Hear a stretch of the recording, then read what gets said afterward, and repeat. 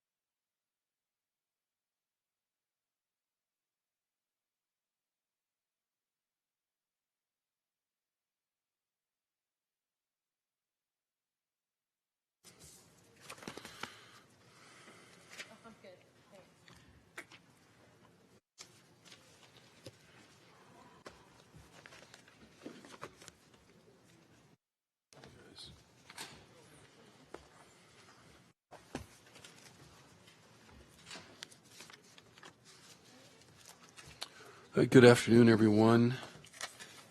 Welcome to the Finance Government Operations Committee of the County of Santa Clara, Standing Committee of the Board of Supervisors, which is connected to the Children, Senior, and Families Committee in the sense that Supervisor Chavez and I are the two board members who serve on those two committees, so, which means anytime we meet, no matter what part of the agenda we're focused on, we let people know that the meeting is noticed publicly as a Finance and Government Operations Committee, but also as a Children, Seniors, and Family Committee, even though we typically take that agenda up separately, and that's what we will be doing this month.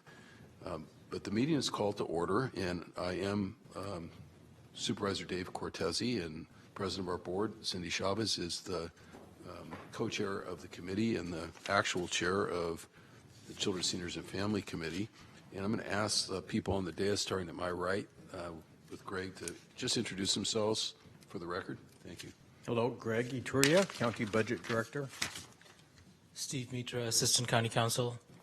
Miguel Marquez, County's Chief Operating Officer. Jeff Smith, County Executive.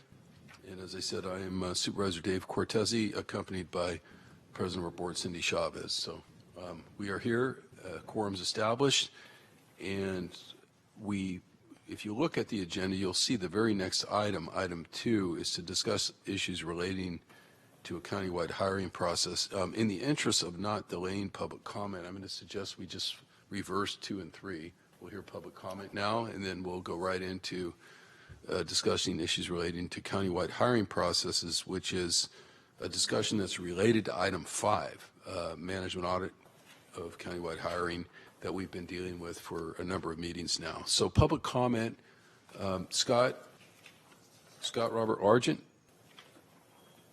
I know you want to speak on public comment, and then also later on item 13. Please come on up. Anyone else wants to speak? Now is the time under public comment. This is on items not on the agenda, of course. Okay, great. Thank you, Dave. Thank you, everyone. Thank you, Colin. Our the sobering station that we have over there, and I'm not meaning this to insult either one of you right here. If it was 4 years ago and we were going about this approach right now, I would say this would be great. I'm worried right now that we're so deep into this that we need to kind of not think of a different approach of doing it, but on a larger scale. Now, of all things, I had a conversation yesterday with Sam Liccardo.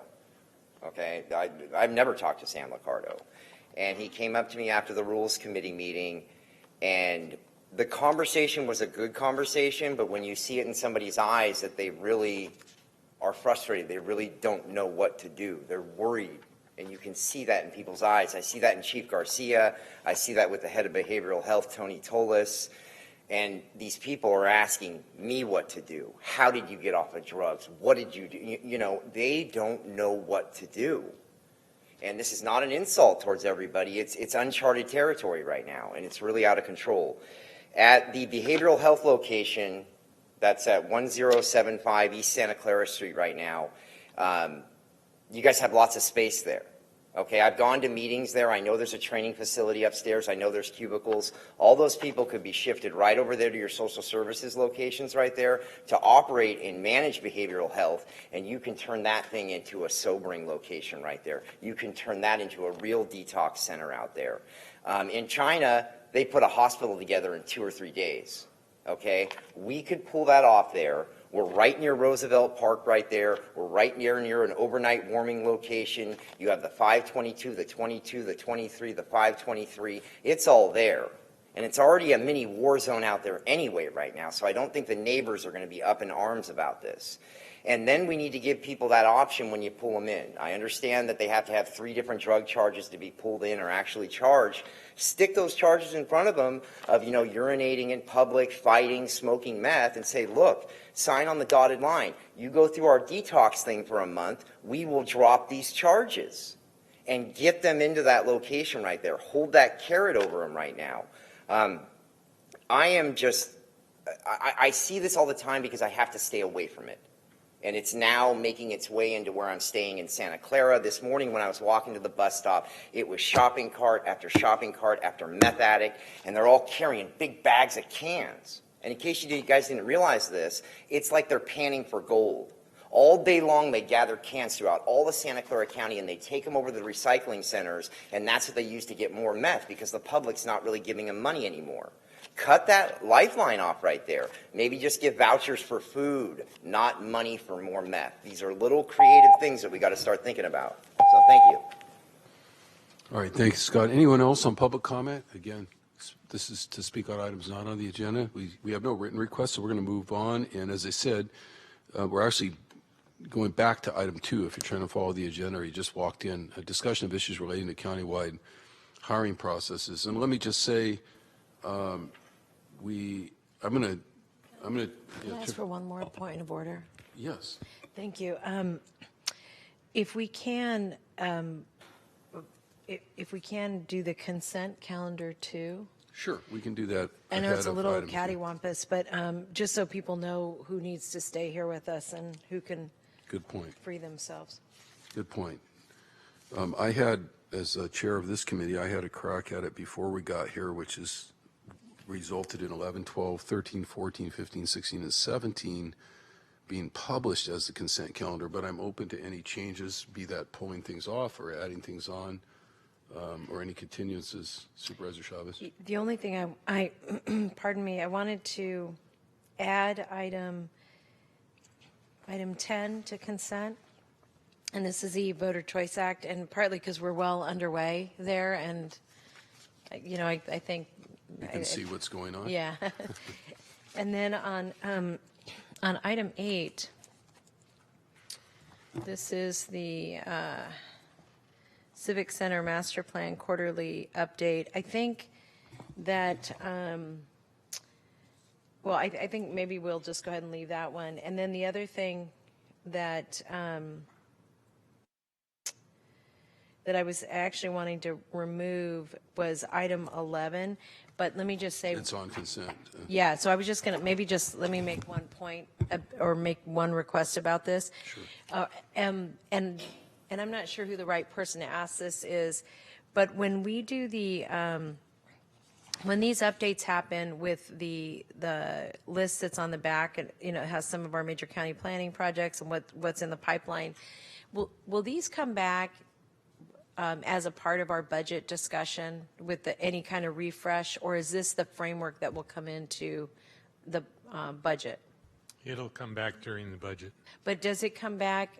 I guess what I'm wondering is this what we'll see as part of the budget the way it is now, or will there be any kind of reordering of priorities or investments? Yes, there will be some reordering. And that'll be based on staff giving us feedback on that. Right. What I would like to request is that as part of the budget document, if we could just highlight what happens now is we get the new list, but if you could just highlight what's being changed and why, and mostly just, I think it would be really educational for us, but 2, I also think it would help us think more critically about our own ideas about rearranging it if we understand why you did. Right. All We'll do right, that. thank you. Then I Okay, would be so fine leaving it on consent. With that direction, then we'll leave 11 on, and we're going to add nothing, right? We're adding 10. 10, I'm sorry. Yeah. That's right. That was the first one you called out. So it's now 10, 11, 12, 13, 14, 15, 16, 17 on consent. And that motion is approved unanimously. So back to 2, which is really kind of our starting point today, is to have some more open discussion on the countywide hiring policies or practices, which is the audit, which is a general discussion that will eventually lead us to some direction on the audit item, which is under item 5. So item 2, and what I want to say about that, let me say what I was going to say earlier. At some point, again, as barring some other methodology that's suggested, that's better than my suggestion, what I want to do is to have each of our offices file independent of one another without prior consultation, whatever the motion would be on item 5. That's assuming we don't resolve it somehow today. If it isn't resolved today, that before the next FGOC meeting, we would just independently essentially file supplementals from our offices saying this would be my motion. Supervisor Chavez would say that. My memo would say this is my motion, and then we'll just sort out whatever differences there may be between the two to get to final closure on item 5. We are not prepared to do that, I don't believe, today. I know we're not, although I have a detailed matrix of everything in front of me here that I agree and disagree on, but we certainly haven't filed that in any sort of cohesive motion for the committee's consideration. So my thinking at this moment is that we'll probably have to come back to do that piece of it next time. But let's have the discussion now so we can try to get to that point. Great. And Supervisor Chavez, I'm going to turn it over to you. Great. Because I Thank know you you. have some questions laid out there. So, so first of all, if we could invite up the auditor staff, if you wouldn't mind joining us here. And then here's what and John, good. I was wondering where everybody was. I was like, what I wanted to start with was that in between the time we've met, I almost said Supervisor Smith, but Dr. Smith had a chance to work on a concept that is now in our binders. And I wondered here's what I wanted to do. I wanted to give Dr. Smith an opportunity to walk through what he put forth. And then what I wanted to actually do in real time, Cheryl, was if you wouldn't mind, as I know you got a chance to see what Dr. Smith had, but also just relative to some of the bigger kind of trend issues that you saw in ESA, how this would or wouldn't address some of them, like what would still be your big concerns. And then what I'd like to do is have Dave and I weigh in that order, if that's all right. So Dr. Smith? Sure. I'll try to frame it in terms of the audit results. I think over the last few times that we've discussed the audit, it was roughly coordinated into recommendations that sort of fell into,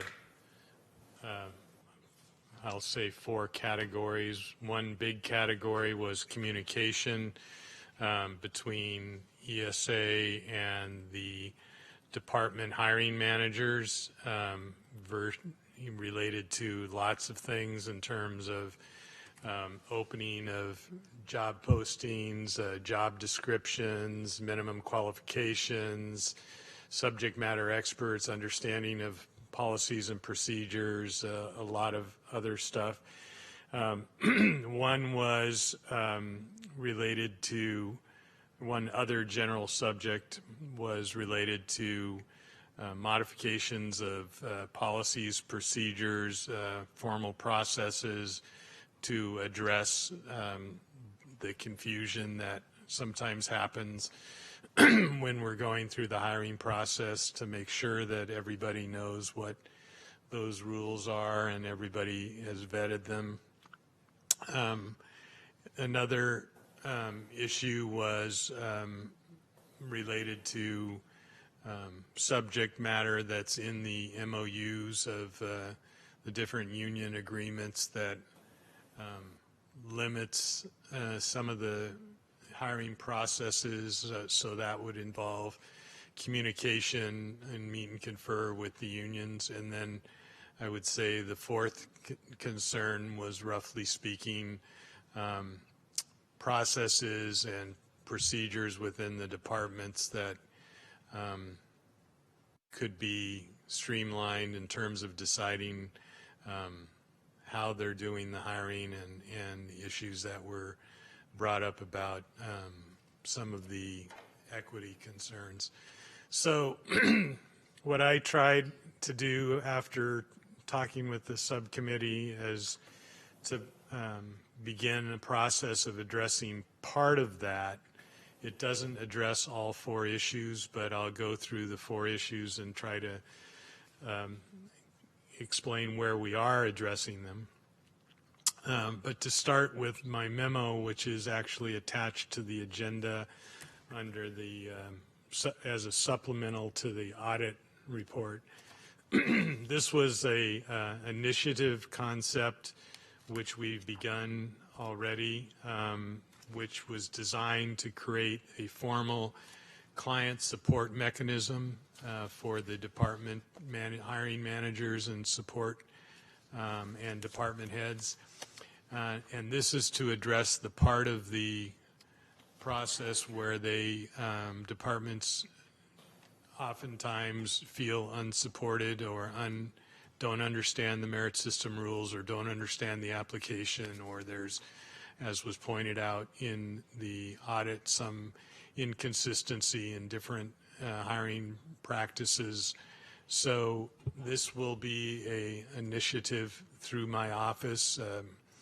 Deputy County Executive Martha Wapinski, who actually used to work in ESA, and Gary Hersig will be, or are at this point, spearheading it. We're finding analysts that currently work in ESA and moving them under the supervision of the two deputy county executives to help them. But the idea will be they will help with planning out recruitments, planning out what types of positions are needed where, and what other needs, so that the client departments will have a single point of contact where they will be able to get help. So that addresses one of the issues or general issues raised in the audit. The other issues in terms of the excuse me, policies, procedures, and process change within ESA, those are being addressed right now through a CLT Six Sigma process, where the actual employees are coming up with modifications of our processes, procedures, and policies in order to address those. They're to be done in conjunction with representatives from the departments, and they're making significant progress as we speak. In the report, there will be a report to the full board on the 25th, which will delineate all the details in that, so I won't try to go through all the details in my monologue here. In terms of the issues related to the recommendations from the audit that suggest the county executive should move ahead with some direction and policies and procedures, we're also working on that in the county executive's office, and I expect we'll have results from that in the next 2 months, 2 to 3 months.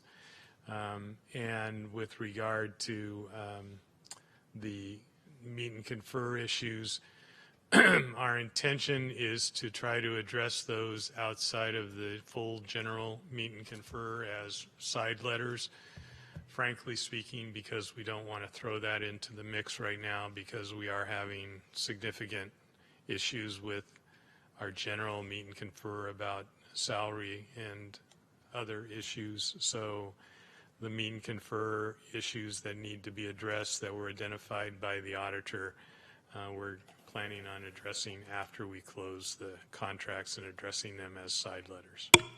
So that's the basic summary. Cheryl? Good afternoon. For the record, I'm Cheryl Solov, Management Audit Manager, and I have with me Alice Herr, who was the project manager for this audit.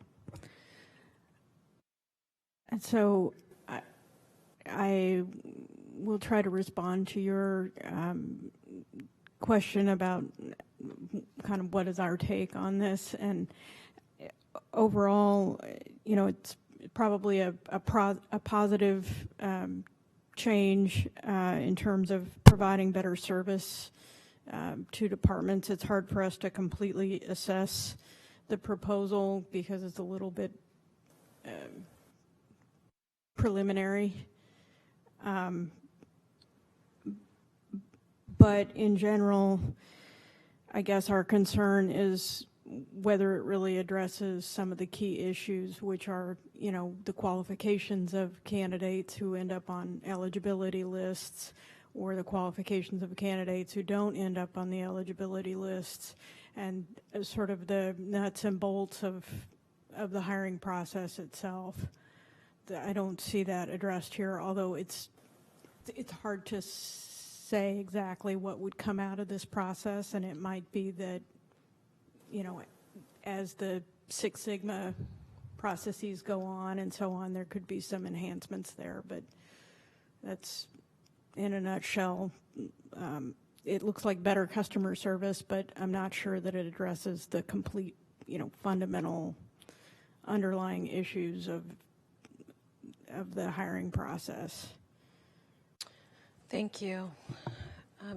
I just want to make an observation, and I'm going to ask Dr. Smith this question of you, is that what I think is important about this, I think it recognizes that we have a challenge, and also that the bifurcation between being in this regulatory role and then the facilitation role. And I think there's another really big, important role, and that is how people feel about when the working here, how I was thinking about the name Employee Services Agency as I was trying to think about that there was some intentionality, I'm sure, when people renamed it, went from HR to Employee Services, and yet I think from a wholesale change around customer service, that's a really different dynamic than being regulators. So the two requests that I would make, one is that I think there is a lot of value in getting an outside set of eyes. I think, through CLT, your partnership with Stanford, I think that helps. But I actually think that there would be some value in getting specialists in HR processes that have some public sector and some private sector background to really help us restructure this. Because at the time that I worked here 100 years ago to now, there are trends, right? We are going to centralize it so people make less mistakes. They have one call number. But we're going to decentralize, and then in some instances it's decentralizing it because we think certain departments have the capacity to do this on their own, and maybe not all departments. But I think what I think at the root of this problem is really more around what its primary function is, and the schizophrenic nature of it is very challenging. Like I understand why we are challenged, and the organization's gotten huge so fast. I mean, there's just a lot of competing areas. So my question to you is, why would you not, before you start moving the chairs, why not get an outside set of eyes to really help dig into if we're being very outcome driven, what are the changes we need to make to get to those outcomes? Well, first of all, it's because the employees that are working currently in the process and working in the Six Sigma process are quite talented, and I have a lot of faith that they'll come up with good changes in the processes and procedures. That is the way that change processes stick in organizations, is to actually have the people who are doing the work develop the process change and actually deal with it on a daily basis. Bringing in a consultant is useful once the process has been adopted to make sure it's consistent with standard practice, and that would be, certainly fine. But bringing it in while the team is working on it and trying to substitute outside consultants' opinion for our own employees' opinion would really contribute to dysfunction rather than solve dysfunction. So to be clear, what you're saying is, we know what we're doing. Let us do it. I mean, I'm pushing back on that, because in a whole bunch of areas we do bring outside eyes, and not because we don't trust our employees, but because we think it refreshes the way we think about things, and it brings in ideas that maybe we haven't had a chance to think about. What I'm saying is that the employees are already working on it and have done a lot of work. And at this point, I think we should let them complete their work. And then if we want a consultant, bring them in at that point. It's more a timing issue than So what you one said. recommendation I would make, and you can do with it as you will, because I don't think I would want a motion from us to impede you, but I think that because the high level of interest from the entire board is so significant that whatever it is that you want to frame up for the board, I think you should bring it to the full board and tell the board, this is what we're doing. This is when we're going to have the outcomes we think we should have, and this is what it's going to look like, and this is what time frame it's going to look like. Here's the time frame we're looking at. Because what I have, period, what are your thoughts about that? Well, yes, as I said, we're coming to the board on the 25th with a full report on what's going on currently. So, got it. I'm sorry, I misunderstood what was coming on Yeah, the 25th. So that will be the board's opportunity to see what has been worked on and to get presentations from the actual employees doing the work. We had a earlier presentation a number of months ago, but it got short-circuited because of timing concerns. So on the 25th, we're going to actually have a more fulsome report and obviously take, opinions, suggestions, discussion from the board and modify as needed. So, yeah, that's exactly correct. I think the last report, honestly, I think people didn't understand the purpose of it. It seemed responsive to the audit, but not, and a little out of the blue. It was more, it felt to me a little out of the blue, even though I'd been kind of watching this process. So I think your point about, coming back to the full board is very ideal. And the thing I just will emphasize with you that I'm gonna, I think it's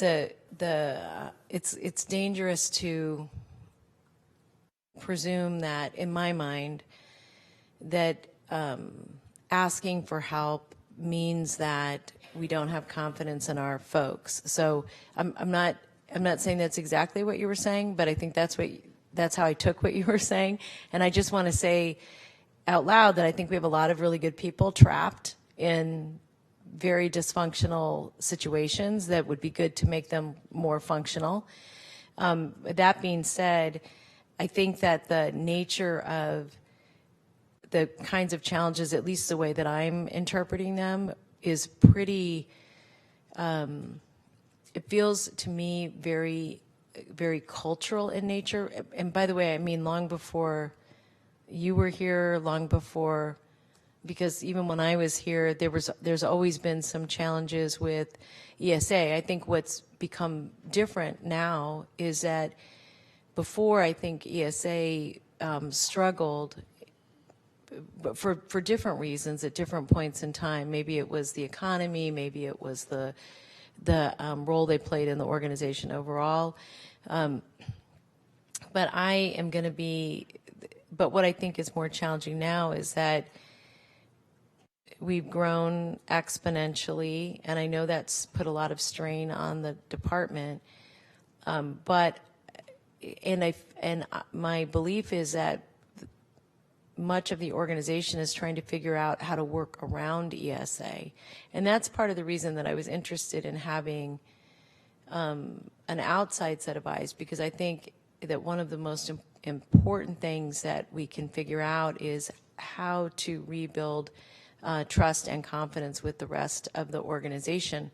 And I don't think it's a challenge just for now. I think this has been a long-term challenge for ESA, and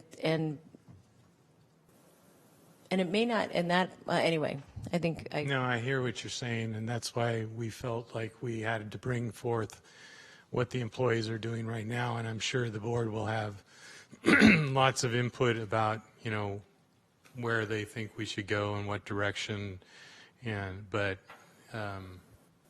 we thought it would be important to get that in front of the whole board.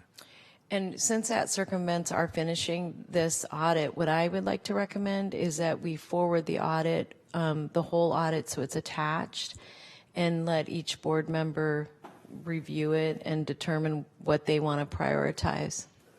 You took the words right out of my mouth. Thank you.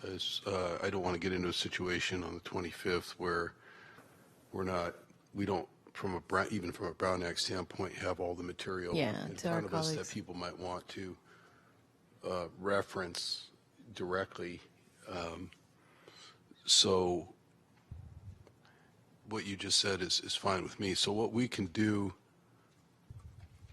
unless you have more Nope, I'm comments on it good. right now, I think since it's going to the full is board. move to item 5, basically. Oh, sorry. Dr. Smith had a point. Oh, he's explaining exactly what question I was going to ask. It's going to move now off the item 2, which was the discussion on countywide hiring practices, which we just had, or I don't have anything to add to it. My only comment was, interestingly, going to be identical to what you just said for now, because I don't think we can have a complete discussion, or I'm concerned that we might be limiting our discussion if we don't attach item 5, literally the documents and supplementals under item 5, essentially to the,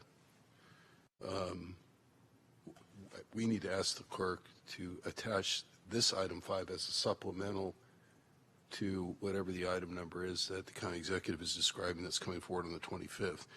And then we can have a complete discussion. So that's your motion. I'm just really kind of repeating it back to you.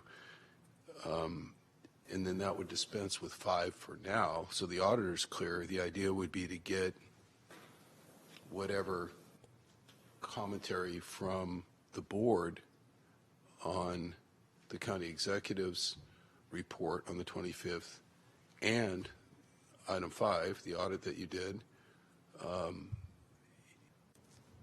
which may lead to item 5 coming back here for final disposition, which is the normal course of events for the committee to deal with it. But we'll have it make a stop at the full board. And then Dr. Smith raised his. I'm sorry, I keep interrupting. That's all right. I just wanted to ask the committee, and since we have the president of the board here, if maybe we could schedule some extra time at the board, because That's a great point. I think it's great to do what you're suggesting, but it's going to be a lot of material to go through.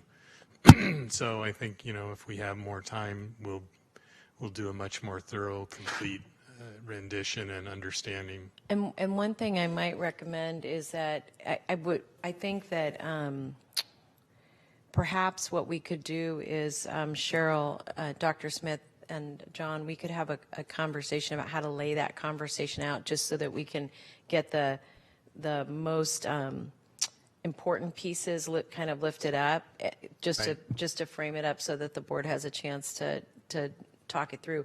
The main reason I wanted them to have the audit is to understand that one, I often, when I wasn't on this committee, would wait till I saw what my colleagues did, but I would really want them to be able to flip to it if it was necessary. So we can talk about how to present that, and we'll structure it, and maybe even do a time certain so people have a break and can dive into it. Right. Perfect. Just since we're here in an open session, I can still talk to you about what you might recommend, or I might, when it comes to the full board, is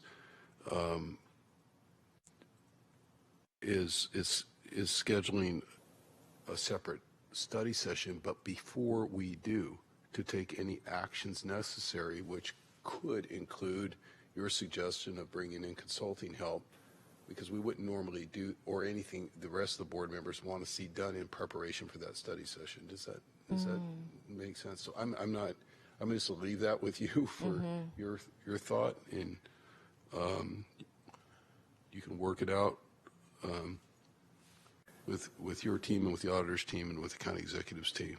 But Dr. Smith disagrees. I know that at some point when we have a study session or a workshop, we're not dealing with action, typically not taking action there. So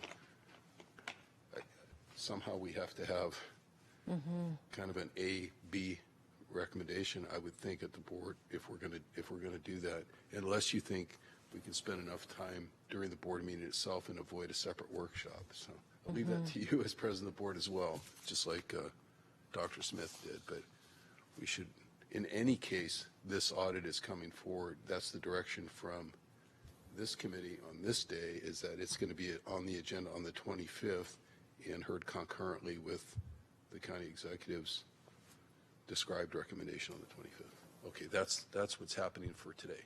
Yeah. That's all we're agreeing on right now. All right, great. Dr. Smith? I totally agree that it would be good to have a study session so we could have the time to parse through a lot of detail. I mean, the audit itself is many pages long. The subjects are multiple. There's lots of interactions. I think a study session would be a great idea. It would also give the department heads the opportunity to show up and express their issues and concerns to the board directly, whereas they can't typically do that during a regular board meeting. You know, and one thing that, that's a really interesting point. I agree with this. Yeah, I think Chair. the challenges, and one question we'll have to ask is that almost everybody who works in the organization who has a high level of concern or interest in this feel cautious about how they weigh in. They don't want to upset us. They don't want to upset you. And so it's worth thinking. And I think that's another thing that I'll just say that we should think about is the very best way to get information if people don't feel comfortable giving it. Even your senior team may not. So, but what I would like to recommend is if we make that as a motion, we go forward with those two items being separately agendized so they can both be discussed. I'll work with both Cheryl and Dr. Smith on how to just structure that. And I like the idea a lot of just giving people time, and also just because it is such a big, important component of the work that's been going on. So thank you for that. And Cheryl, that sounds okay to you? And thank you to you and your team for all your work on this. Yeah, Supervisor Chavez, I want to acknowledge your concern about trying to run a workshop without having some sort of facilitation or another set of eyes helping to, helping to make that happen. It almost, in my mind, needs to be the kind of a tabletop type of workshop or something along the lines of a facilitated workshop, which we haven't done one of those in a long time. I can't remember the last time we did, probably as a retreat in my first term on the board, a public retreat on the first term on the Board of Supervisors. But again, all food for thought for you. I trust you'll figure it out. Figure out how to structure it. But I do want to acknowledge your concerns. I share those concerns. That's all I'm saying. Thank you. That's all good feedback. And then also thinking about how we get feedback. Right. But that's a really good point. Okay, we're going to move on to item 6, then 5. Do we need to take an action on this? I think we did. Oh, I we think did. That's just right. Because we essentially agreed, right? We're okay. Came All to right. agreement, Thank you. and I saw the nod of the head from the clerk. So the main thing that's going to happen here is 5 is moving to the full board, as we described. 6, this is a report from Facilities and Fleet Department, the Roads and Airport Department, and the Office of County Executive relating to job order contracting. Thank you.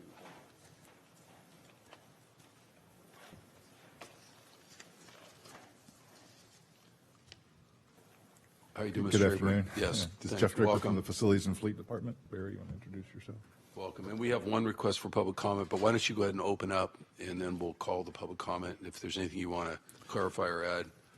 Yes, sir. So just briefly, the board had some you guys had some specific questions about our job order contracting process, especially around the new best value contracting process. We provided answers to you in this report on how that's going. We recently met with BTC and had them review the criteria under best value selection that we're kind of working through.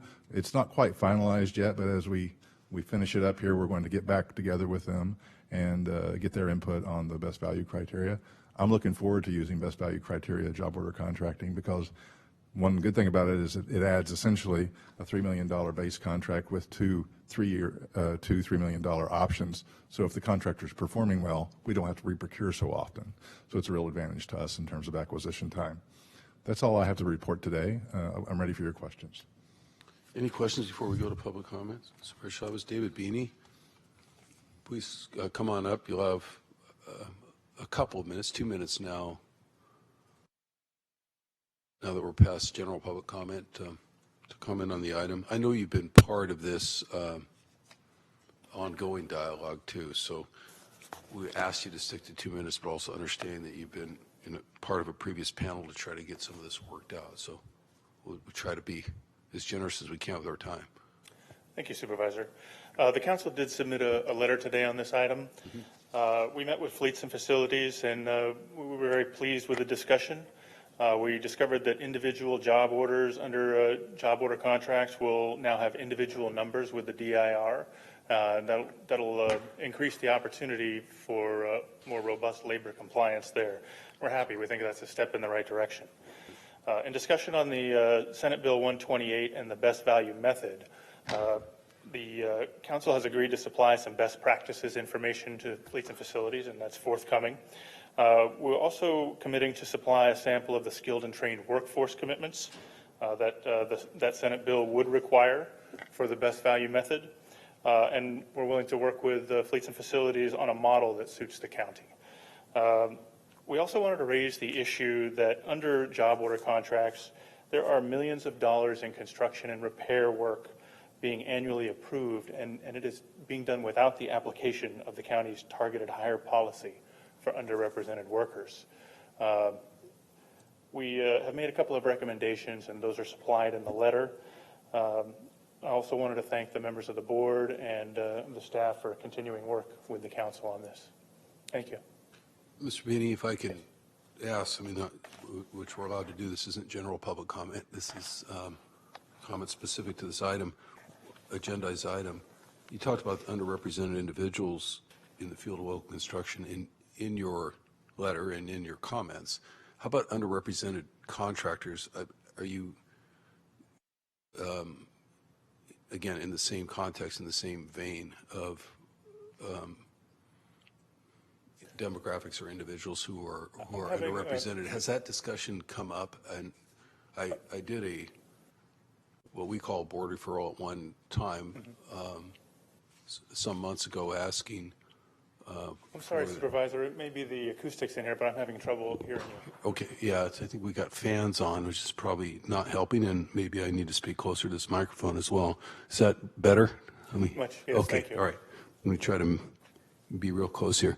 So my question was regarding your comments and the comments in your letter regarding underrepresented individuals in the field of local construction. Yes. I'm taking those comments as literally individuals, workers. Has there been any discussion or are you interested in making any comments on underrepresented contractors, meaning contractors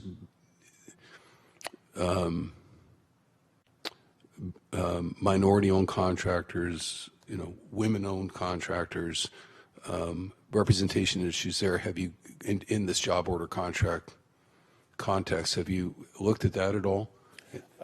And I started to say I asked because I did a referral some time ago that hasn't really come back to the board yet, asking for the creation of a program that would provide bonding assistance for contractors that were new to the county. I'm sorry, Supervisor, that has not been within the scope of my discussions with Fleets and Facilities so far, but I'm happy to add that. Well, I don't want to tell you what to do. It's an interest of mine, so if you're interested in it, by all means, I would certainly encourage it to be pursued. It's the philosophical concept here meaning in my head, that if you can increase the participation by underrepresented groups who are contractors, that generally speaking, you will also increase the number of workers from underrepresented to a more equitable number of people, right? If we have a minority-owned business, there may be a greater, that is new to the county, but we make it easier for them to participate in job order contracts. It may be that they bring along a workforce that's more diverse. If that's, I guess what I'm really asking you, is that consistent with your comments? I think that sounds like a reasonable supposition, and I will add that to my topic list. I'll need to do some research around it and see how we can apply it to the topic at hand, yes. Right, and I'm going to ask the administration to do that, as well as perhaps go back and give us an off-agenda report as to, at least an off-agenda report as to the referral that I made to create a bonding program for new contractors. That's all I have on it. Is there anything else you want to add? I've been following your comments through your letter. You were almost to the last paragraph of your letter, but is there anything more you wanted to add? Maybe the conclusions. I didn't mean to of the interrupt letter. your time. Yes, maybe the conclusions of the letter. Please. We remain concerned that job order contracts are opaque to labor compliance, even with the new developments of having an individual Department of Industrial Relations number for each job order under the job order contract. We believe that what would solve this problem would be that either job order contracts over $2 million for the entire award being placed in the project labor agreement would have a great deal of influence over resolving that problem, or alternatively, placing job order contracts in their entirety under the Office of Labor Standards Enforcement within the county. I think I understand your comments.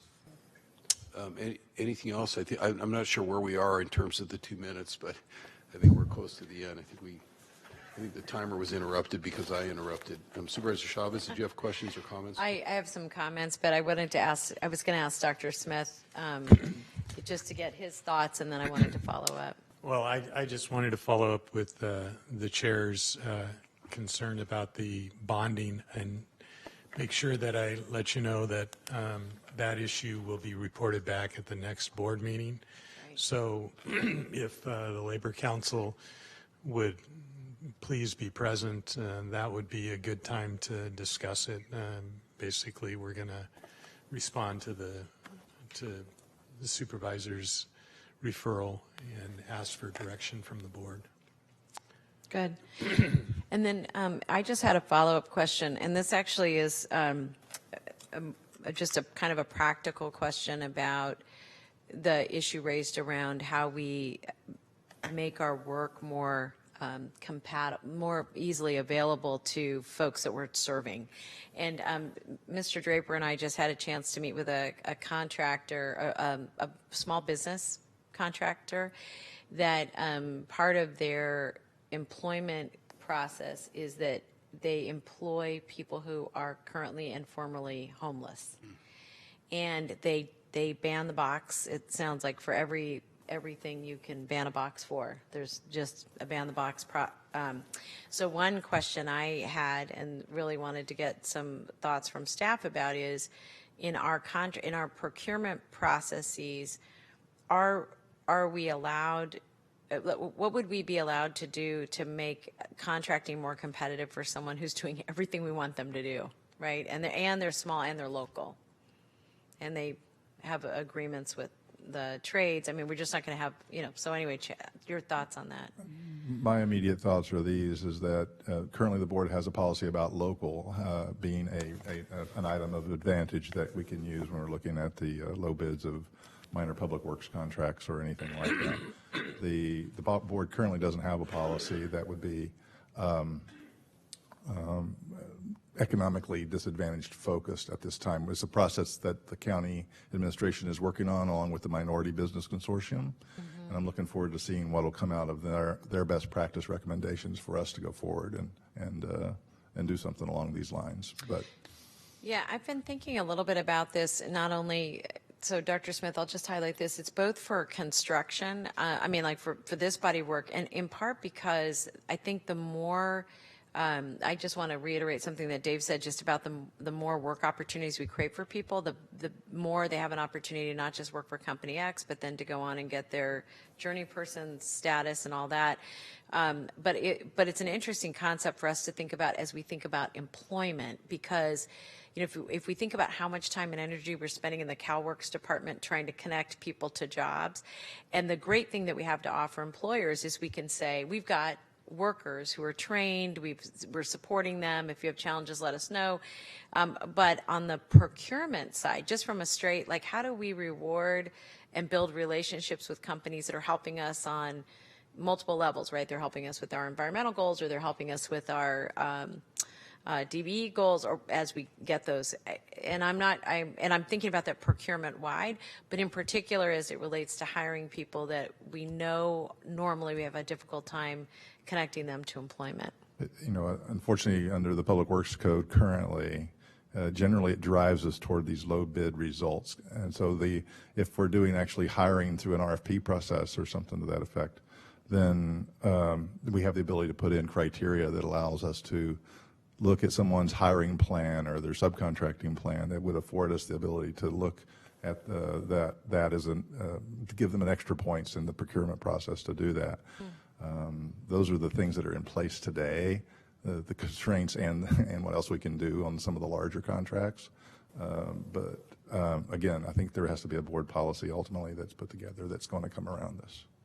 I think as it relates to construction in general, and I hear what you're saying, that we have some folks who are working on this right now and they're going to do some best practices. I guess I would also be just wondering as we get through this process, just making sure that we're thinking very holistically about our purchasing power. It just feels like it's kind of common sense, but I recognize it's always challenging to do these things.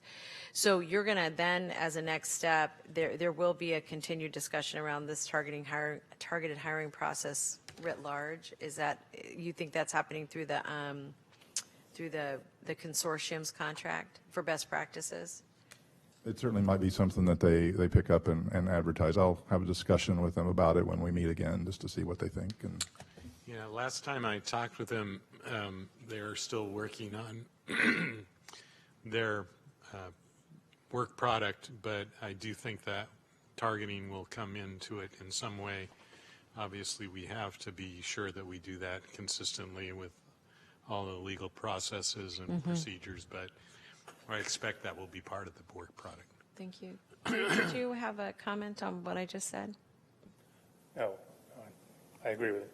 I had a question for Dr. Smith. You had asked that the council attend an upcoming meeting. Was that a full board meeting or a meeting of the Finance and Government Operations Committee? The next board meeting, which will have a report back from the referral from Supervisor Cortese related to a bonding program to help out with smaller contractors. The problem being that, I probably don't have to explain it, but the problem being that many smaller contractors don't have the capacity to bond, meet the bond requirements. So we're going to give a report back to the board and ask for direction. Thank you. That'll be on February the 25th, Tuesday. Okay. Thank you. All right, so we'll receive the report. Thank you very much. Thank you, everyone.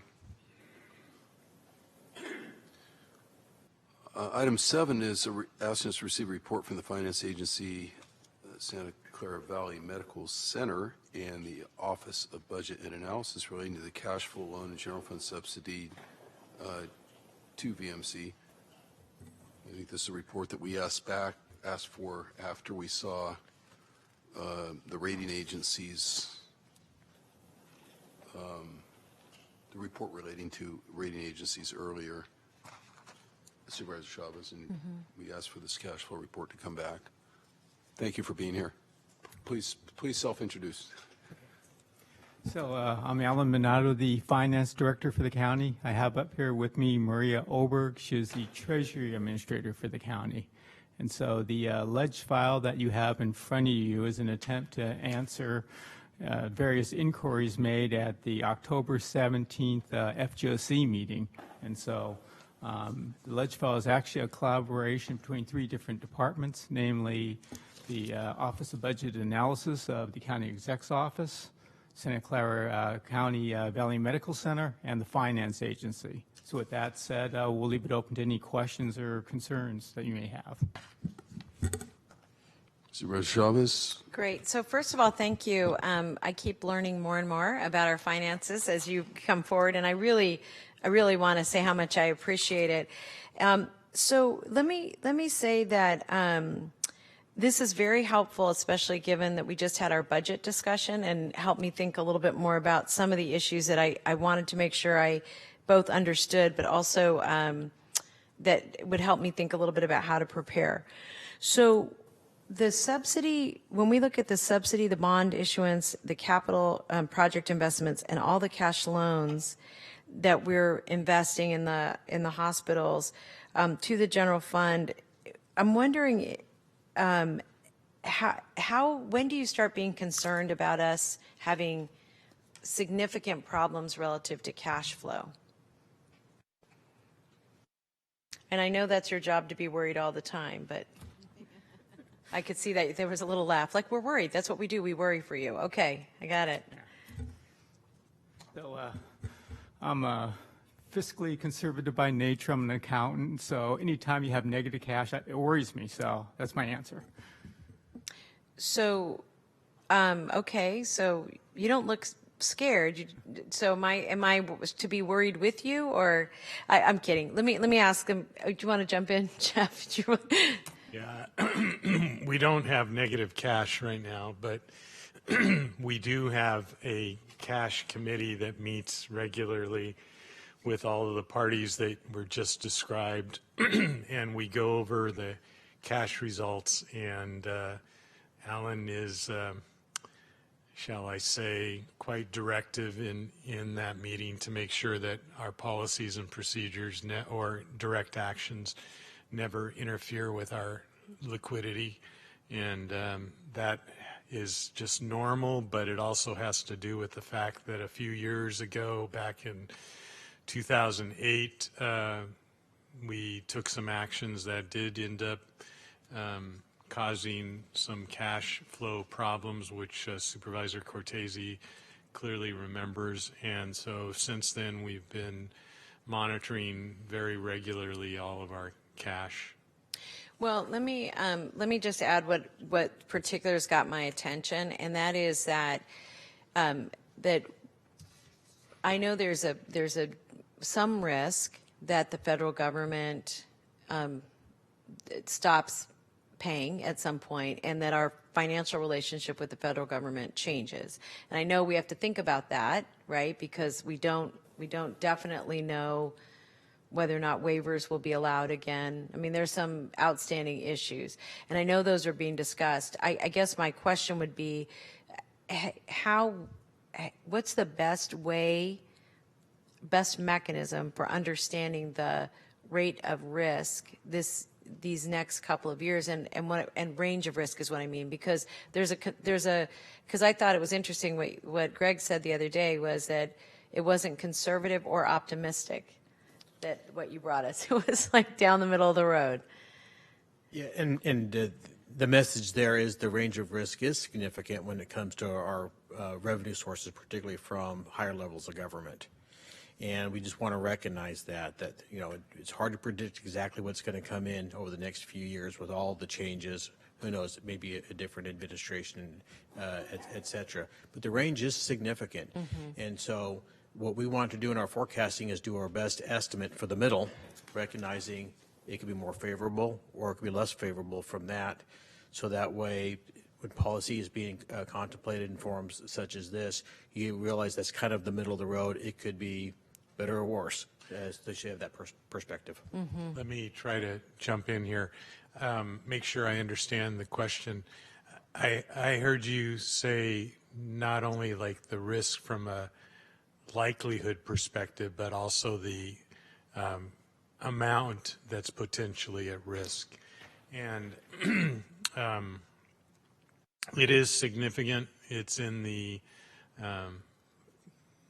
worst case scenario in the 300 million range. But I think rather than just picking memories out of my brain, I would suggest that the committee ask us to come back with a range of numbers so that we can actually give you as exact as we can be, because the risks Sure, are we don't want to from guess, yeah. 3 different areas. There's risk from the feds, which could be really significant. There's risk from the state, because the risk from the feds is mostly MFAR. The risk from the state has to do with pharmaceutical decisions and also their new CalAIM approach. And there's also obviously market risk. So we could come back with that. And I don't know whether you wanted to come back to the full board or just to the committee. Well, I think actually maybe as prep for the budget, it makes some sense, because I know you're going to be talking to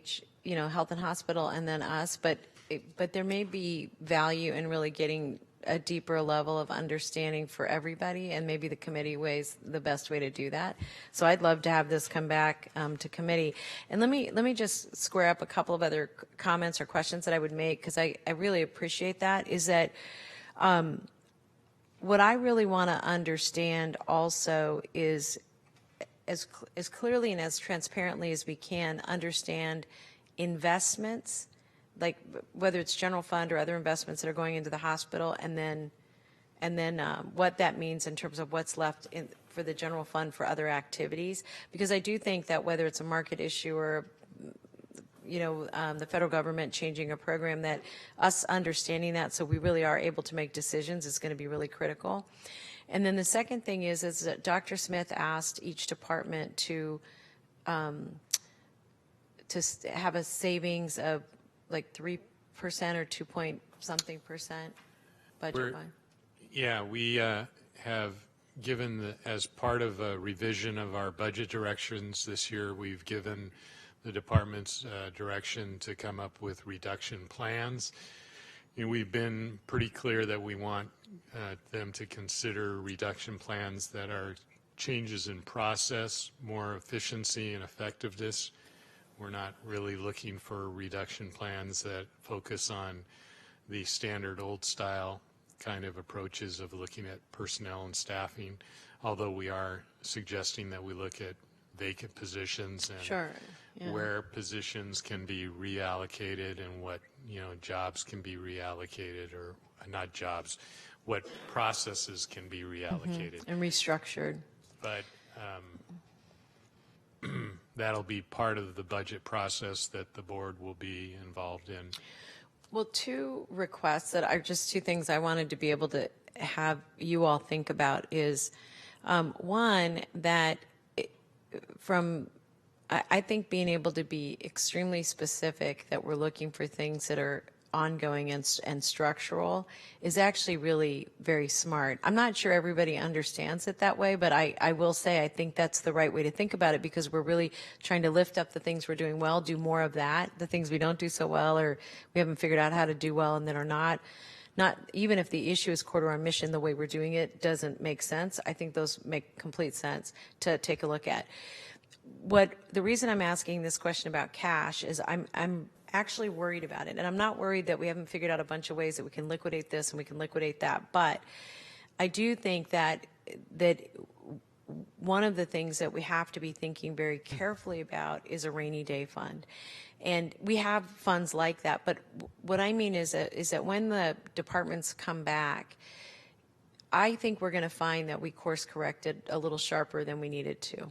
And I think that you've highlighted that we may have more revenue than we anticipated, and that we're in a place in the year where we always have this, at least some level of a fire drill at mid-year budget. I think it's actually really healthy for the organization. I'm not, there's no complaint here on that. That being said, the concern I do have is around cash. I do think that Valley Medical Center is going to ebb and flow for a while. I think there's a lot of unknowables, and I think that that is what it is. But what I'm nervous about is I want to make sure that we put money aside so when we have an ebb and a flow, we're not threatening other parts of the organization. So one question I have as it relates to the cut that you're asking people to make is, rather than reinstating that money, because that's often what we do, is we ask you to cut and then we say, okay, you figured it out, we have money, we're not going to make any cuts, that we take some portion of what becomes cash, I know not all of it will, but what becomes cash, and put it into a reserve that allows us to have a large enough reserve that we can handle a little more ebb and flow as it relates to the cost of the hospital. And I'm not just talking about federal government or the state or even our business model, but the fact is we purchase things, we're fixing them, we're using a lot of money to do that. We borrowed some, we're paying some back, and there's cost to all of that. And I think, again, we're in the business, it's exactly the business we're in. So I'm not complaining about that. I'm just suggesting that we use this as an opportunity to save that money and not make it the regular fire drill, or I don't think two things. I think, one, people won't take us seriously and do the structural things that you're asking them to do. And two, when we do have an emergency, I don't think we're going to have as much, I hope we do, but I'm fearful that we're not going to have lead time. And I want us to continue to operate with optimism and hope and health. And I think if people feel like we're stopping things too quickly or we're reorganizing the organization in a way that makes people feel unsafe, we have all kinds of other problems: morale, service delivery, loss of staff, and because I'll go find another place to work, all of that. So anyway, I'm more saying that because I think there would be value in us treating this as a slightly different way of doing business, A, and B, an opportunity to put aside a little more cash. I don't mean a ton. I'm not trying to lay people off or anything like that, just to be secure. And then three, I think it gives us a bigger opportunity to take a look at, for next year, whether or not we should be restructuring the way we're doing budgeting, because it really requires people not to think about the edges, but to get deep. And I'm not going to say zero-based budgeting again, because I know it makes everybody in the organization want to clutch their chest, but we do need to have. Not me. I like it. Well, okay. Well, then because actually, then here's what I would say. Greg, you should see the look Greg is giving you right now. I know Greg's. Well, it's a good thing you didn't have any department heads in here. I was going to say, avert your eyes, Greg. Don't look at Greg. But what I was going to suggest is that we should have some sort of modified evaluation in the fall that really does look at the health, vitality, and performance of the organization. And I would begin with things that we can quantify, so we start helping people, and even in the departments that are relatively large, start to get more control over their revenue. Because I think, one of the most shocking things I've heard, and I don't mean this, well, in a conversation that we were having as we were talking about other issues, when you all said, and I thought it was a good point, well, we have to check in with the departments to see where we are with X, Y, and Z. And frankly, I think that whatever budgeting we're doing can't be reliant on us. You need to have more transparency, Greg. I mean, and nobody wants that, and I get why, but I want it, and you want it, and I think we just have to figure out what is a cross between zero-based and, using another mechanism, but we should start it in the fall. I love the way you're talking. Two things.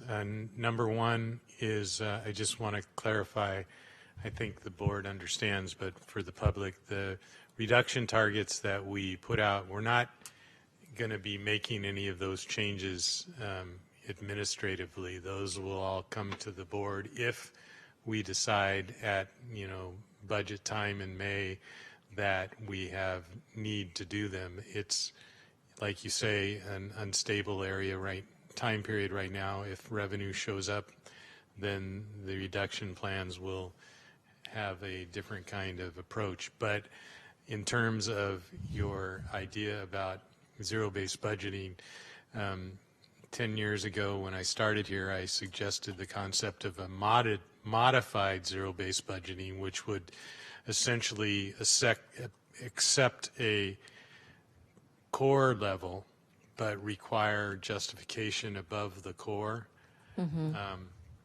That went over like a lead balloon. Well, and that's why I do think it's worth, I mean, when we, maybe as part of even when we do our workshop, that we have a conversation with the staff about how to get to the nuts and bolts. But the other thing I'll just add is that, you know, we have some areas of the organization that we have invested a lot around them, but not maybe in them. And I'm just going to use one example, like pretrial services. Right. Eek. So if we had savings from other departments, what I would be wanting to figure out is how do we start transitioning to the new way we're doing business while we slowly stop doing the old way we're doing business. And that, to me, if you're doing the salary savings or whatever that is, and you can peel off a little money for rainy day and peel off a little for redirection, I think that's just, it just seems to make sense to me that that's a way we should be proceeding. That's great. And we'll find the modification between the two things. Glad to hear you say that. And then, anyway, I wanted to say thank you. And I do want to get a little more time to better understand the budgeting practice around the enterprise funds versus non. And I know the way we use them is more as a bookkeeping mechanism, right? So we can track how we're doing business. If there's a better term than enterprise fund, if there's something in between, I'd be really interested in understanding what that is, because I know enterprise funds denote something specific. But that would help me understand, as it relates to the hospital, what we're really doing with the resources there. So anyway, those are all my comments. Thanks for indulging me, Dave. Sorry about that. That's not a problem. I just have a general question, probably good for me to ask on my last year on the board, because I've in some ways taken it for granted from a budgeting standpoint. In other ways, I haven't, because I've suggested at times more of a block grant approach, like we have with our own offices, to VMC funding. But why do we refer to VMC's deficit automatically as a subsidy needed, as opposed to a deficit that needs to be closed? Is there some history there? I mean, I know the history when I first got here was it was hard to hold the hospital system accountable, and frankly, they didn't even appear before this committee for audits at the time, but until we straightened that out, as I recall, decided to audit the continuing education program for the doctors, and then everyone showed up. Yeah, right. But that said, yes. That said, I think you understand my question. I don't want to elaborate on it. I'm not necessarily, this is perhaps consistent with Supervisor Chavez is wanting to kick around in the future, in the fall or something like that, but it seems to me that any other department would have to come in and say, you know what, we're going over budget, or we went over budget, and then the questions would be asked by the Board of Supervisors, which establishes the final budget, as to what happened. You know, how did that, more specifically than we spent more money than we had, and today we're talking cash flow questions, which I understand, but even the idea that we're utilizing a loan for cash flow is a little odd, because it's not truly an enterprise fund, the hospital per se. There's no firewall between the two operations. If the hospital incurs debt, for example, the county, I understand that the county is responsible or liable for that debt. It's not as if, it's not the same kind of relationship as the San Jose International Airport is, for example, to the city, where there's some firewalls there in terms of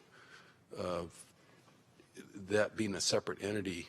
So I don't know if that is, I don't want to get into a lengthy discussion about it today, but I'm kind of wondering if at some point, if we're going to have a discussion about different budgeting methods, that starting to change the nomenclature. Words count, right? And words mean something. That it's really a deficit. I mean, you said at the outset, well, we're not deficit spending as a county, with our overall budget. Right. but a piece of the county that has been sort of separated out as if it's an enterprise fund, which represents a majority or almost a majority of the general fund budget, is operating at a deficit, and maybe it's better to just call it that. I guess that's what I'm trying to say. Well, that's very correct and insightful, and we're particularly having emphasis on that now that we've bought the 2 new hospitals. You're right. Historically, the historical facts are the way that it's evolved into calling it a subsidy. In any other department, take, for example, the DA's budget. Well, most of the DA's budget is funded through the general fund. There are grants and stuff like that, and there's some other special funds. But it would be equivalent to calling the general portion fund the DA's subsidy. It makes no sense. And you're right, it's not a classic enterprise fund in the sense that there's a firewall and that. And from an accounting perspective, the enterprise fund can be useful. But from a budgeting perspective, we've been talking about the fact that it really doesn't make sense to actually, talk about it that way. It makes more sense, particularly now that we have the other 2 hospitals and we have lots more moving parts, to think of it as part of the general fund and just realize that sometimes we use more discretionary money on the hospital system, sometimes we use less, just like we do with pretrial or the sheriff or anybody else. One year they get more discretionary general fund, and the other year they get less, because you're exactly correct. It gives the wrong impression that to call it a subsidy. And even on top of that, as you well know, the way the quote subsidy is calculated, Paul Murphy knows this from his time period with the Harvey Rose organization and his involvement with the audit of the health system, is really sort of strange. We accumulate the discretionary grant from the general fund, the cost of the custody health, which was just historically done, and the realignment monies, and we call that the subsidy. Why we call that the subsidy makes very little sense, but we historically have done that, and so it would be much better for us to think of the 2 as really general fund. And a lot of hospitals, public hospital systems, are in the general fund. They don't separate out as an enterprise fund. So I think you're bringing up a great discussion that we should have. And I know you brought it up 10 years ago. well, there's been a lot of, I think in reality, because the hospital in the system started performing in a way to reduce the general fund contribution over at least the first several years that I was here, thanks to other people's good work, we didn't view it as a subsidy. We viewed it as a decreasing general fund contribution. And it just strikes me, and Supervisor Chavez, for you to think about as well, to be here for more years and trying to deal with this, that the one thing that's interesting, the one thing that's different about this sort of agency or this whole division in the county is that it may not be an enterprise fund in the classic sense, but it's an enterprise. And they should have a P&L that people hold them to. And separate from the P&L, much like if we were dealing with one of our community-based agencies and we try to deal with this accountability all the time, right? What do we get exactly for our dollars? In addition to their base P&L, there's a piece of this system that is absolutely, totally safety net indigent that the county general fund, I think, has a legitimate interest in contracting with the hospital system, so to speak, for additional services over and above what the P&L would justify. You can't have 8% of your folks coming through completely uninsured and try to operate, without a deficit. But then the question becomes, does the general fund, do the county board of supervisors want to pay for that indigent care separate and apart from the base P&L of the hospital? That would hold the hospital to their P&L, and instead of a subsidy, it would be, in effect, a general fund contract for services. Like when we do general fund contracts with our nonprofits, we just say, hey, there's additional services we would like to buy from them, and we're willing to take a couple $1 million out of our general fund to buy that. I just think it would be better to set it up that way so that if the P&L blows up, that can be focused on without what tends to be an unfortunate smokescreen.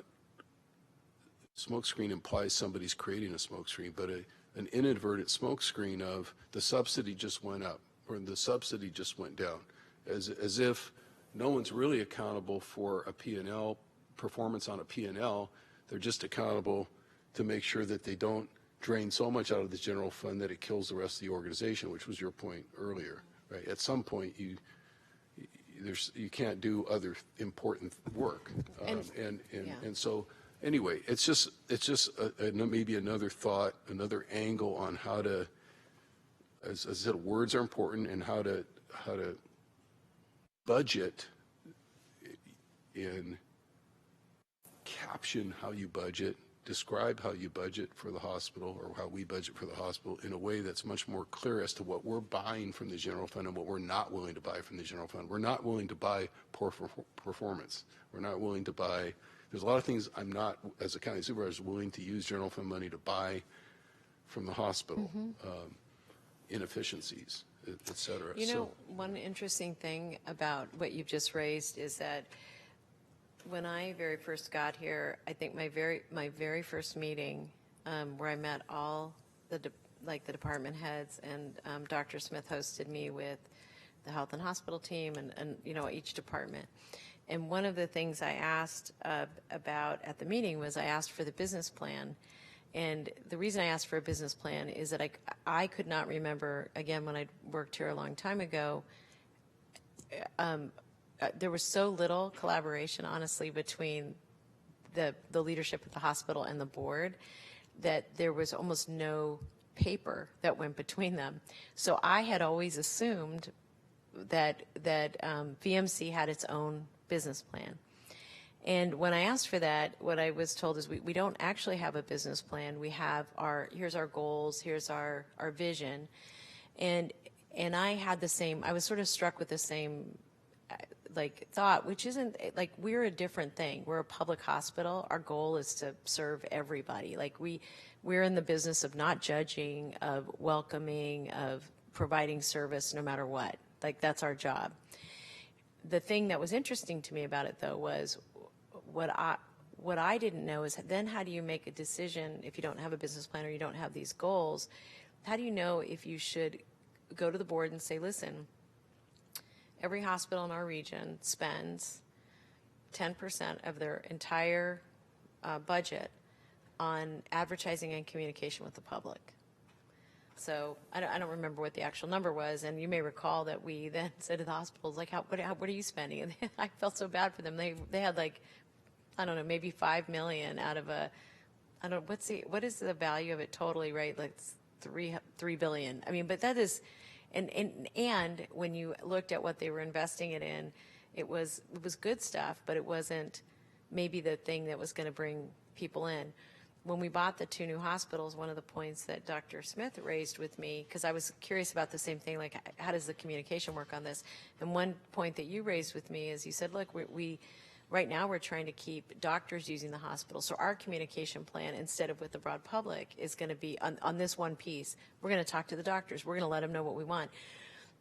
Not in my mind, if you had a really framed up plan, then you would know when to make, and this is a term I would use, additional significant investment, either for capital, for communications, because then it doesn't hold them, because they're not the same as a private hospital, but it does ask everybody to lift up their financial game. Here's the other thing I found interesting is that, again, this is when I was here a long time ago, we did not prioritize ever billing, whether you had insurance or you didn't.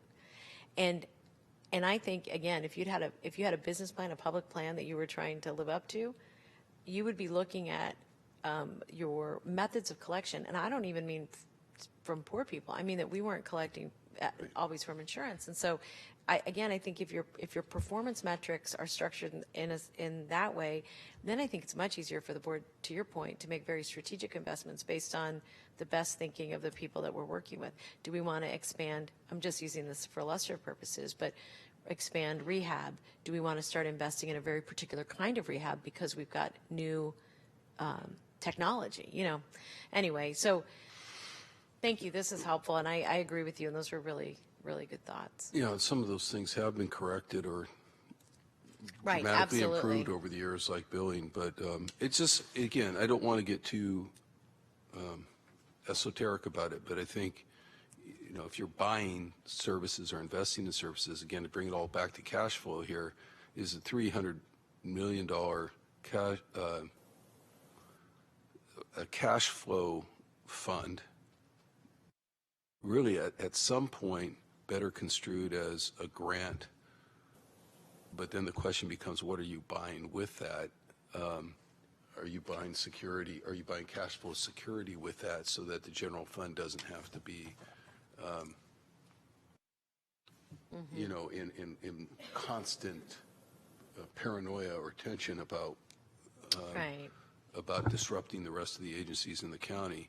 But that you can't. It's very difficult with the nomenclature subsidy to really have that kind of a conversation, I think, without restructuring all the language around how we're dealing with it to more conform to actual custom and practice. All right, I'm going to move on and stop pontificating with my thoughts, and thank you. So we're going to receive the cash flow report, and we appreciate you listening to all our comments. Is there anything else you want to say before you've just listened to us for half an hour? Do you want to add or subtract anything? Okay. All right. Thank you very much.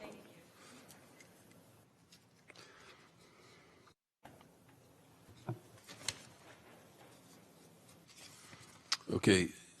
Item 8 is the report from the Facilities and Fleet Department, Office of Board of Housing, Office of Asset and Economic Development relating to the Civic Center Campus Master Plan. Reports herewith under item 8. Any public speakers under this item? None. Any additional comments? If you want to self-introduce first, that might be helpful for members of the public who are tuning in now or later.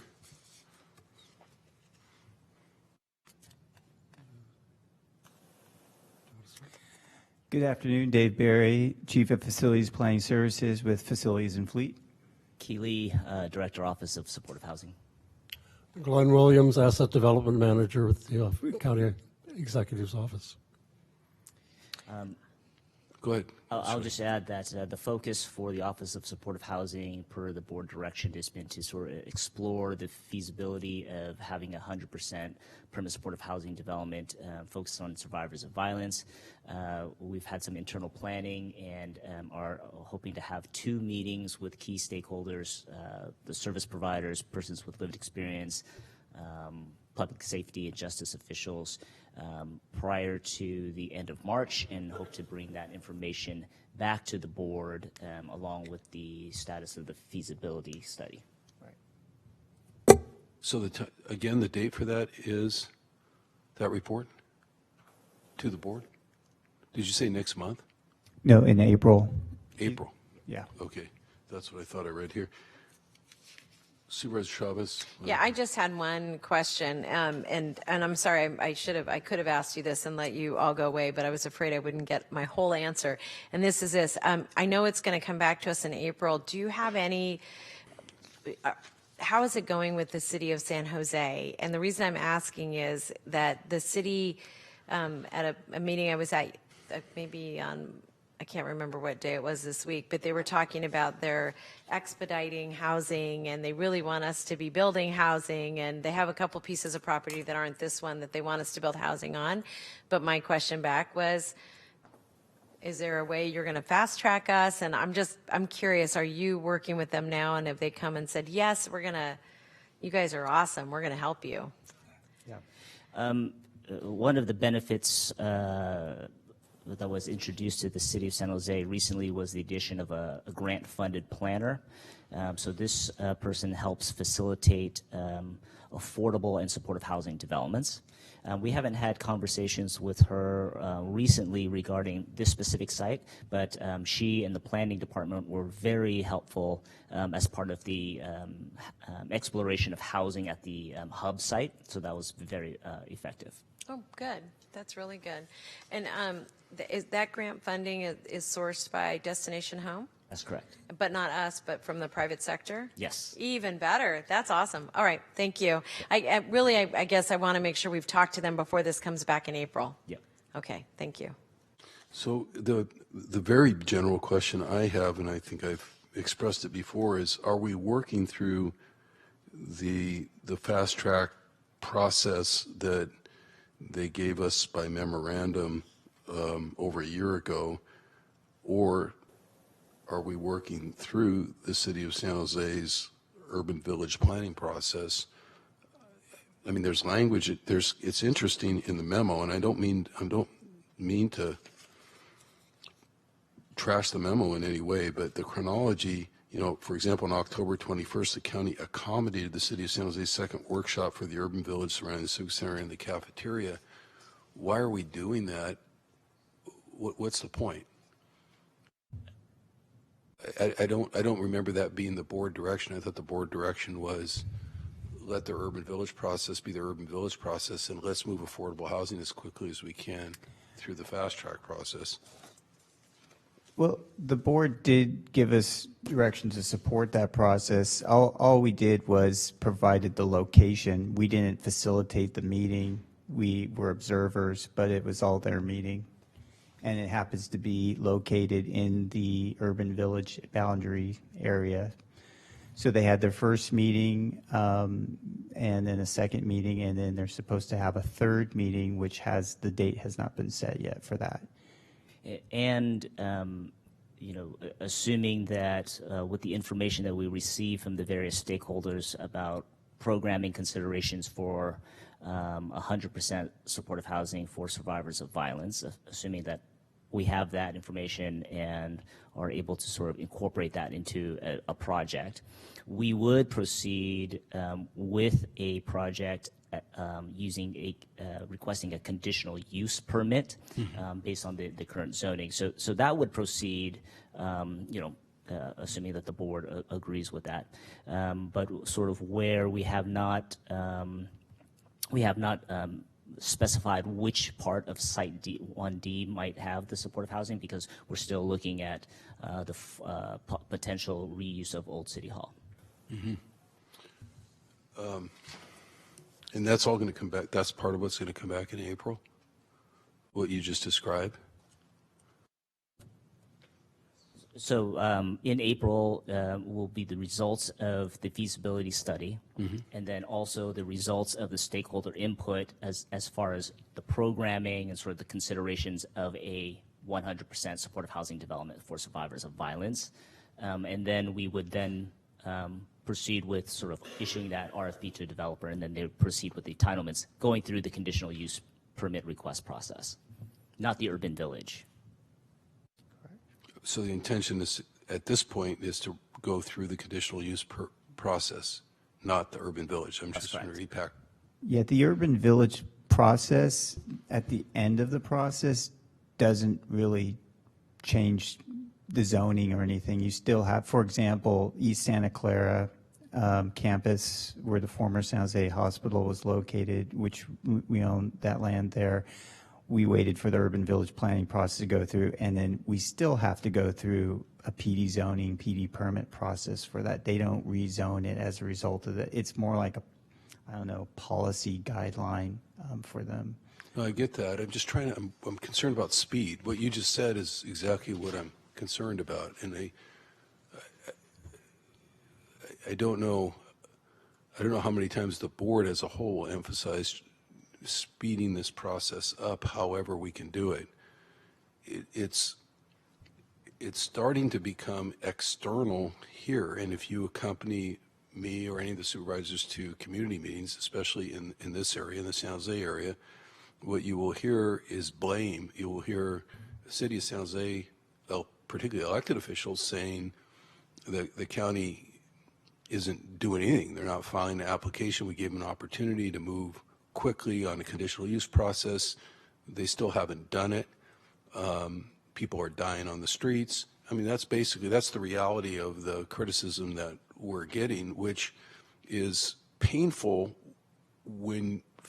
for me, when you consider, the board's direction to move as quickly as possible through that process. So I can respond and say, that's the board's direction, and city officials can respond and say, yeah, but it's not happening.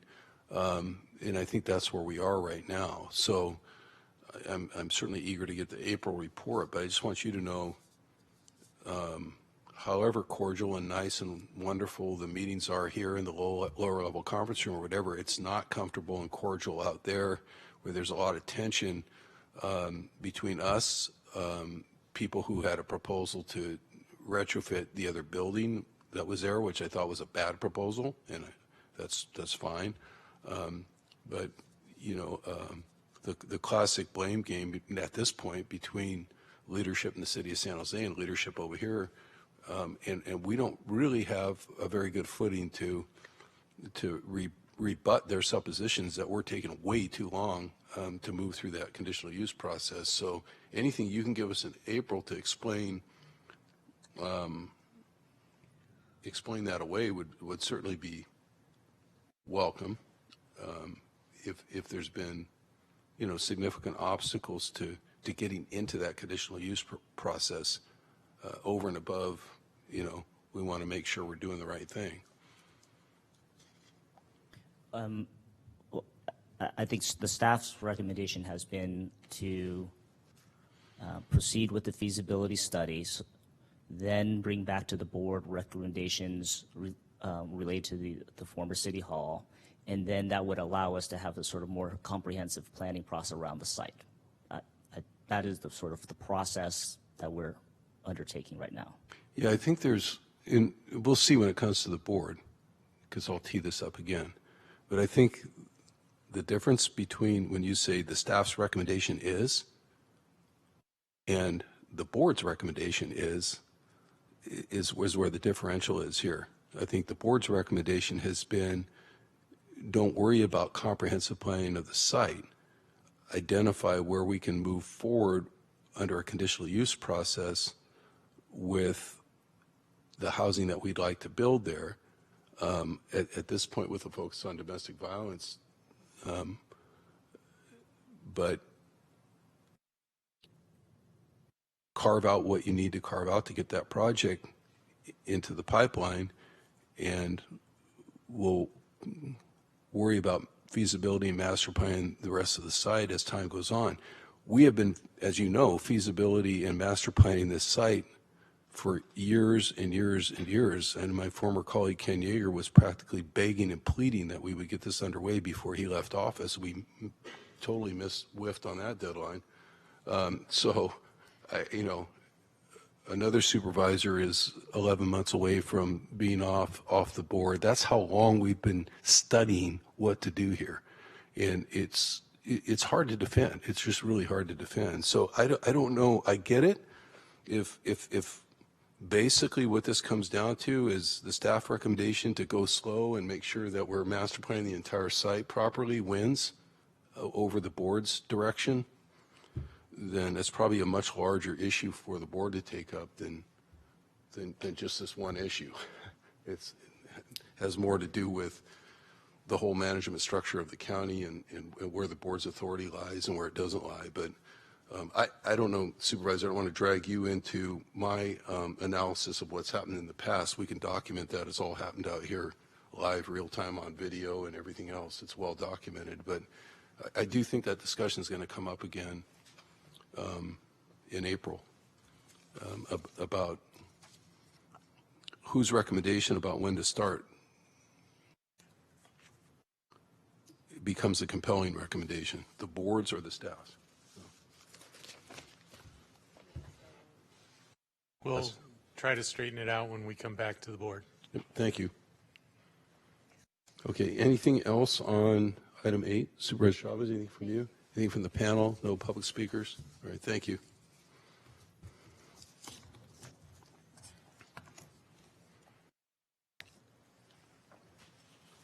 Nine is recommendations relating to sustainability and climate action reporting from the Office of Sustainability. A is to receive the annual report from the Office of Sustainability. And B would be to revise the reporting schedule and required content for semi-annual and annual progress reports to the committee. I know we've taken up some similar discussions in the past. Why don't you go ahead and present? I don't think we have any public speakers on this item, or at least at this point requesting time. So the floor is yours. Thank you, Supervisor, and good afternoon to the board and to the supervisors as well. I'm Jasneet Sharma, the Director for the Office of Sustainability. Susanna Mercado, Climate Change Sustainability Program Manager in Facilities and Fleet. So we wanted to basically, as part of the schedule, present to you our annual sustainability goals, what we've achieved from the environmental stewardship goals, and just show progress on sustainability and climate change programs that we've had. So we've tried to lay that out in the report that you have in front of you. If you have any specific questions related to that, we're happy to answer those as well. In terms of the revised reporting schedule that we are requesting, we've again tried to call that out in the ledge file. We realized as we were starting, and as many of you know, this is my first time that I'm working on the sustainability report. So as I was learning, we found out that oftentimes the annual report that was coming to the board actually did not include data for the full calendar year. Usually December was missing, so we were probably sending you a report that only included January through November. So that was one thing we want to rectify is when a report comes to you, it includes the quantitative analysis for the full calendar year. The other aspect is it does take us a couple of weeks after the end of the calendar year to get the data. Our facilities and fleet team, of course, gets that to us, but it takes them a couple of weeks into January to get that to us, which this time we got it maybe by the third week or close to the end of the third week of January. So it's tough for us to put the report together, analyze the data, and put things together to meet the FGOC timeline in February. That's why we're requesting that the annual report be taken in March of every calendar year. And then we're also requesting that the mid-year, kind of the highlights update that we give in September may not have as deep a dive into the quantitative analysis, just because you're not going to see much of a change in 6 months in some of the data and the reporting. That's probably where you're going to see, we need a full year or a calendar year of analysis to be able to show some of that progress. So just requesting a change in both the timeline and the content that we report out in both the cycles. Okay. I certainly don't have any problem with that. So that would be the recommendations under what we're calling 9B. 9A is to receive the report that's before us today. Any modifications or concerns on your part, Supervisor Chavez? Are you prepared to accept the revised schedule for reporting? I think that's really helpful. And the only thing I wanted to say is, one, I'm really very excited about this whole body of work. And then the second is that I am really interested in whether or not, now that the county has made their declaration around, climate emergency, whether or not we should anticipate any significant changes in ideas or direction that you all are interested in going in. And I saw there's some thinking, really, I think, very creative thinking, but and we wouldn't need that today, but I guess what I'm wondering is, should we be inviting you back to have that conversation? So two things that are happening, which I think will provide you some of what you're looking for through the Sustainability Master Plan. And I believe we do bring a progress report to both Hewlett and FGOC in March on that. And then the Climate Action Plan we're in the process of finalizing that contract with the consultant that we've identified. So both those are really where we're really trying to identify some of those key actions that we need to take, and also establish some aggressive targets, but really put some of the creative thinking with our other departments and the community as well. So those two processes are happening, one sooner than the other, but they are coming through. Great, thank you. Okay, I'm prepared to receive it. If there's a motion from you, Supervisor So moved. Chavez, to move Thank 9B, you. we can get their schedule recommendations adopted. And the motion's made, so we receive 9A and move 9B unanimously. Thank you for being here. We'll look forward to working with you some more in the next couple months between now and budget time. I think that gets us to adjournment. 10 was put on the consent calendar. Voter Choice Act is happening out there, very active. I know we all see it. So I think that was wise to just move it to consent, Supervisor Chavez. We'll go ahead and adjourn. And the next meeting of this committee is currently scheduled for Thursday, March 12th at 2 p.m. But that will be publicly noticed as it's finalized. Thank you all for being here. Thank you.